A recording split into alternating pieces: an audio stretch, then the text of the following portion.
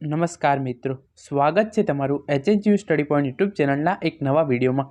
મિત્રો, આજના આ વિડીયોની અંદર આપણે સેમેસ્ટર 1ની જે પરીક્ષાઓ 27/12/2023ના રોજથી શરૂ થવા જઈ રહી છે એ પરીક્ષાઓની અંદર આપણે તમામ જે કોર્સ આવે છે એ તમામ કોર્સનું ટાઈમ ટેબલ છે, એની અંદર કયા કયા વિષયો આવે છે, તમારે કેટલા પેપર આપવાના રહેશે, ઓલ્ડ કોર્સના વિદ્યાર્થીઓ માટે કયું પેપર આવશે, કેટલા પેપર આવશે, ન્યૂ કોર્સના જે સ્ટુડન્ટ છે એમને નવી શિક્ષણ નીતિ પ્રમાણે કેટલા પેપર આવશે, એમને કેટલા પ્રશ્નો લખવાના રહેશે, એ તમામ માહિતી મેળવવાના છીએ। તો આપણે જે એક વિડીયો કરીને તમામ કોર્સના જે વિદ્યાર્થીઓ છે એમના માટે વિડીયો બનાવીશું।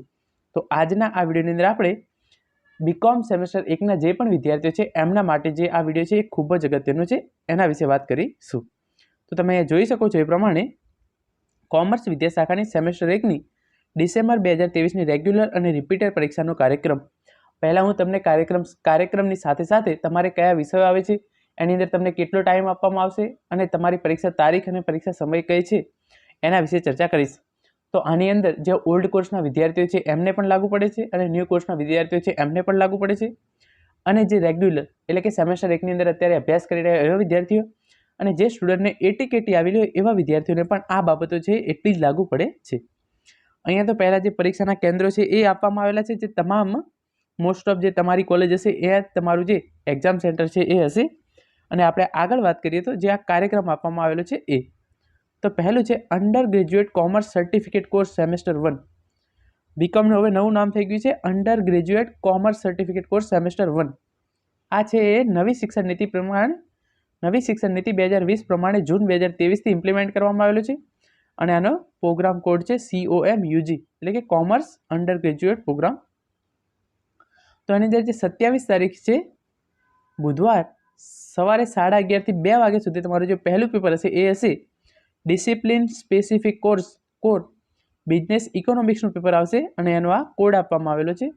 એની અંદર તમારે 4 ક્રેડિટ હોય છે, પેપર છે યુનિવર્સિટીનું એ તમારે 50 માર્ક્સનું આવશે। પેપર સ્ટાઇલ કેવી હશે એનો વિડીયો હું ટૂંક સમયમાં ચેનલ પર મૂકું છું। 50 માર્ક્સનું પેપર આવશે અને એના માટે તમને 2.5 કલાકનો ટાઈમ છે એ આપવામાં આવશે। 28/12/2023ના તમારે જે major elective discipline specific course એનું પેપર હશે, એની અંદર તમારે 50 માર્ક્સનું પેપર આવશે, એના માટે તમને 2.5 કલાકનો સમય આપવામાં આવશે। પેપર શરૂ થશે સવારે 11:30 થી 2 સુધીમાં। એની અંદર આ તમારે 3 વિષયો છે, એની અંદરથી જે પણ તમારો વિષય આવતો હોય તમારે એનું પેપર આપવાનું રહેશે। તો તમારી કોલેજ દ્વારા તમને જે પણ સબ્જેક્ટ ચલાવવામાં આવતો હોય તમારે એનું પેપર અહીંયા આપવાનું રહેશે। આ માહિતી તમારે તમારી કોલેજમાંથી મેળવવી પડશે કે મેજર ઇલેક્ટિવ ડિસિપ્લિન સબ્જેક્ટ તરીકે સ્પેસિફિક કોર્સની અંદર તમારે કયો વિષય છે એ ભણાવવામાં આવે છે। હવે વાત કરીએ તારીખ 29/12/2023 અને શુક્રવારના રોજ માઇનર ડિસિપ્લિન સ્પેસિફિક કોર્સ આનું પેપર આવશે। એની અંદર જે આ 5 વિષયો આપવામાં આવેલા છે એની અંદર તમારે એક પેપર આપવાનું રહેશે, 4 ક્રેડિટ, 50 માર્ક્સનું પેપર આવશે, અને એના માટે તમને 2.5 કલાકનો સમય છે એ યુનિવર્સિટી દ્વારા આપવામાં આવશે। પછી આગળ વાત કરીએ તો તારીખ 30 શનિવારના રોજ ઇન્ટરડિસિપ્લિનરી, એની અંદર આ 2 સબ્જેક્ટ છે એમાંથી તમારે કોઈ એકનું પેપર આપવાનું રહેશે। 4 ક્રેડિટનો આ સબ્જેક્ટ છે, 50 માર્ક્સનું પેપર આવશે, અને એના માટે તમને 2.5 કલાકનો જે સમય છે એ આપવામાં આવશે।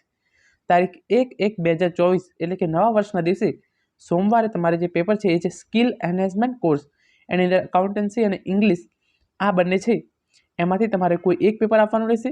એના માટે આ 2 ક્રેડિટનો વિષય છે એટલે તમારે પેપર છે એ માત્ર 25 માર્ક્સનું જ આવશે, પરંતુ ટાઈમ છે એના માટે તમને પૂરો 2 કલાક આપવામાં આવશે। તારીખ 2/1/2024ના રોજ વેલ્યુ એડેડ કોર્સ જે નવું છે, નવી રાષ્ટ્રીય શિક્ષણ નીતિ પ્રમાણે વેલ્યુ એડેડ કોર્સની અંદર જે આ 5 સબ્જેક્ટ આપવામાં આવેલા છે એની અંદર તમારે પેપર આવશે, 25 માર્ક્સનું પેપર આવશે, એના માટે તમને 2 કલાકનો જે સમય છે એ આપવામાં આવશે। તમારી કોલેજ દ્વારા કયો સબ્જેક્ટ ભણાવવામાં આવે છે અથવા તો તમને કોઈ સ્પેસિફિક તમે કયો સબ્જેક્ટ પસંદ કરેલો છે એ પ્રમાણે તમારે પેપર છે એ આપવાનું રહેશે।